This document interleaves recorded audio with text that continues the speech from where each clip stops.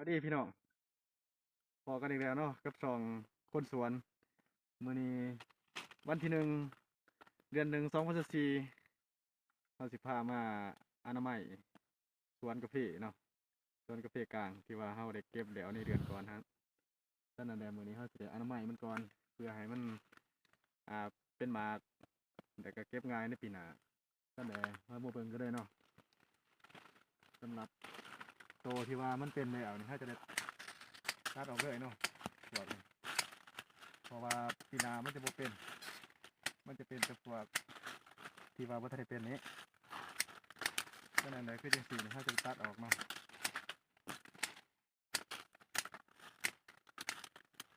ตัดออกเบิดเนาะคือจังซี่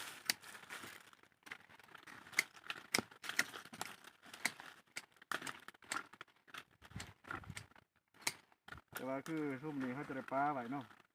เพื่อว่าทดแทนงาที่ว่ามันใหญ่เวลามันเป็นแล้วเราตัดออกตัวนี้มันจะเป็นตอเลยเนาะ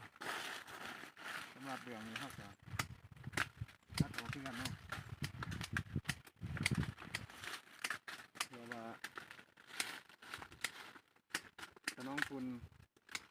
ในลำต้นมันเพียงพอเนาะคือกรณีตัวนี้คือว่าเขาจงมันร้ายโผดเนาะแล้วมันเห็นให้อึด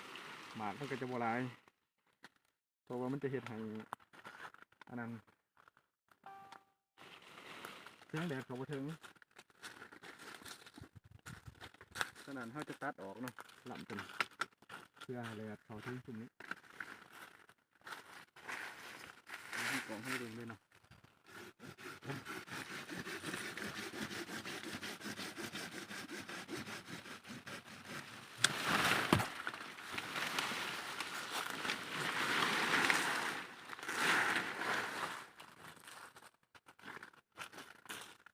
แดงตัวใดมันตีบกันนะให้ก็จะออกเนาะ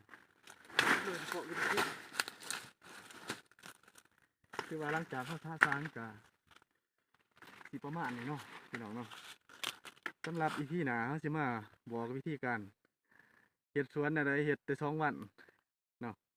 ที่ว่าสำหรับ3 เฮกตาร์นี่เอาหลอดใช้งาน2 คนเนาะ